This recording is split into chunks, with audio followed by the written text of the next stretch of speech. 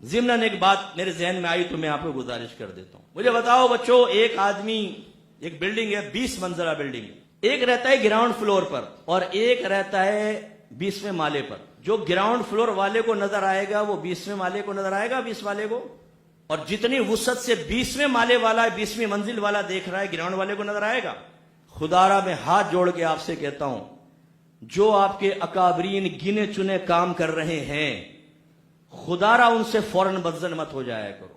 ان کے پیش نظر بہت ساری حکمتیں ہوتی ہیں، انہیں کرنا پڑتا ہے بہت سارا.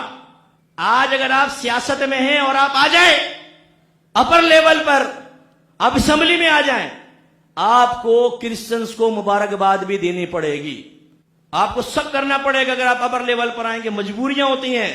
بڑے لوگ جو کام کر رہے ہوتے ہیں نا، وہ ہر چیز کو ذرا سوچ سمجھ کر کرتے ہیں. اس لیے آپ کسی کی بھی بیان سن کر، کسی کی بھی تقریر سن کر، کم از کم اس سے یہ تو پوچھو کہ یار چلو تمہارے کہنے پر میں فلاں سے عقیدت ختم کر دیتا ہوں، اس کو بند کر دیتے ہیں. اس کے بعد اہل سنت کی اپر لیول پر نمائندگی کرنے والا کون ہے؟ لاؤ تم آ جاؤ، تمہیں بٹھا دیتے ہیں ان کی جگہ. یار اگر تمہیں آپ کر لو، اچھی بات ہے، کوئی بات نہیں، نائب تو بننے چاہیے.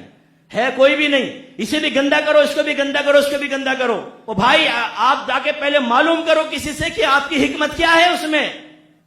ہم لوگ جاتے ہیں، بہت سارے لوگ، اب جیسے میں ایئروے ڈیجیٹل پہ بیٹھتا ہوں، اس میں ایک اہل تشیع کا عالم ہوتا ہے، ایک میں ہوتا ہوں. ہمارا ہوسٹ بھی اہل تشیع سے تعلق رکھتا ہے اور ہمیں پروگرام کرنا ہوتا ہے. اگر میں منع کر دوں، ٹھیک ہے، میری مرضی میں منع کر دوں، میں ہٹوں گا، میری جگہ ایک اور اہل تشیع آ کے بیٹھ جائے گا. مجھے اپنے مسلک یا اپنے مذہب، اپنے معاف ضمیر، اپنی تھاٹس کو لوگوں تک پہنچانے کے لیے اس سیٹ پر بیٹھنا بہت ضروری ہے. اور یاد رکھیے کہ جب آپ ایک اپر لیول پر کام کرتے ہیں، اس وقت آپ انٹرنیشنل میڈیا کی نگاہوں میں ہوتے ہیں، اس وقت آپ باہر کی ملکوں کی ایجنسیز کی نگاہوں میں ہوتے ہیں. وہ آپ کے طرز عمل کو دیکھتے ہیں، آپ کی سوچ کو، آپ کی فکر کو، آپ کی اسپیچز کو، آپ کی تھاٹس کو دیکھ کر نتیجہ مرتب کرتے ہیں کہ یہ کس حد تک ڈیپلی اپنے اسلام سے وابستہ ہے اور یہ ہمارے لیے فیوچر میں کتنا خطرہ بن سکتا ہے، نہیں بن سکتا. میں اس سے زیادہ نہیں کہہ سکتا ہوں کیونکہ شاید یہ لائیو بھی جا رہا ہے اور یہ غالباً ریکارڈ ہو کے ڈلے گا بھی. ہم جو کام کر رہے ہوتے ہیں نا، اتنی مشکل سے کام کر رہے ہیں. لائیو پروگرام کرنا ایک عذاب ہے بہت بڑا. ذرا زبان ادھر ادھر ہوئی پھر وہ چیز واپس نہیں آ سکتی. اتنی مشکل سے کام کرنا پڑتا ہے، پر لیول پہ کچھ انتہا نہیں. تو یہ ایسا ہی ہے جیسے ایک پہلی منزل پہ کھڑا ہوا کہ اوے 20ویں منزل والا، تو نے فلاں کیوں دیکھا؟ کیا فائدہ دے گی؟ یہاں تو کچھ بھی نظر نہیں آ رہا، اس کو پکڑ کے مارو. او بھائی، خدا کے واسطے یا تو 20ویں منزل پر آ جائے یار، وہاں پر آ کے پہلے دیکھ لے، شاید تجھے بہت کچھ نظر آ جائے. بہت سی چیزیں مروتاً کرنی پڑتی ہیں. بڑے بڑے علماء باہر ہیں، آپ ان سے معلوم کریں. انہیں غیر مسلمین کی تعظیم کے لیے بھی بعض اوقات کھڑا ہونا پڑتا ہے. وہ جو اوتھ لیتے ہیں، نیشنلٹی جب ملتی ہے، وہ ان سے پوچھو وہ کس چیز کا اوتھ لیتے ہیں، ان میں ورڈنگ کیا لکھی ہوتی ہے، معلوم تو کریں آپ ذرا. وہ ان کی مجبوری ہے. بڑے بڑے علماء آپ کے باہر ہیں لاکھوں کی تعداد میں. اگر آپ ایسی بات سی چیزوں پہ پکڑ دھکڑ کریں گے تو نقصان ہوگا. یہ ضرور ہے کہ جو جتنا پر لیول پر ہوگا اس کو محتاط اتنا ہی ہونا چاہیے. اسے غور کرنا ہوگا کہ میں کیا کروں اور کیا نہ کروں. اس کے پاس اپنے ہر اختیار حکمت کی ایک معقول دلیل ہونی چاہیے جس سے وہ مطمئن کر سکے. یہ بالکل میں اندھی تقلید تو میں کبھی نہیں کروں گا، لیکن خدا را میں یہ کہتا ہوں کہ ایک آدمی کے اگر 50 فائدے ہیں، وہ آدمی کوئی بھی ہو، اگر آپ اس کی جگہ لے سکتے ہیں تو ٹھیک ہے، کوئی مسئلہ نہیں ہے، بولو.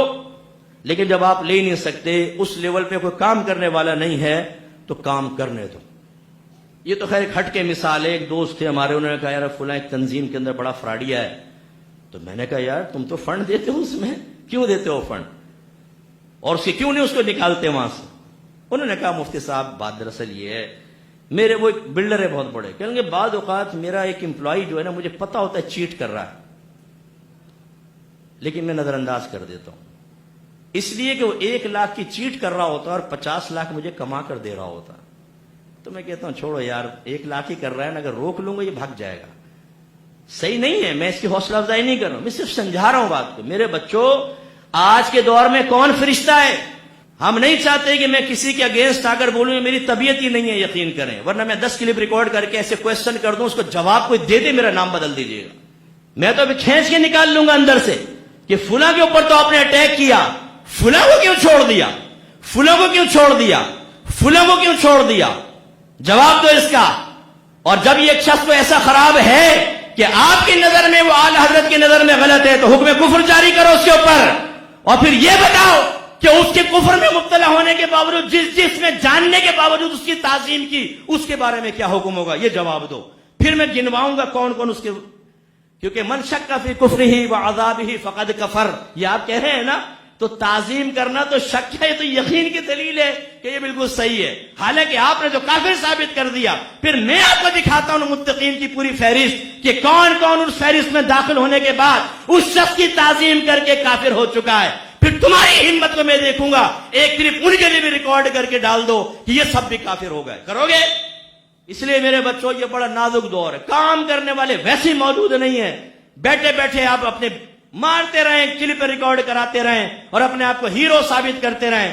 پہلے کام کریں، پہلے دیکھیں معاشرے میں کیا ہو رہا ہے، کس کو کس کے اندر کتنی قابلیت ہے، اس کی شرعی اور اخلاقی مجبوریوں کو سمجھیں۔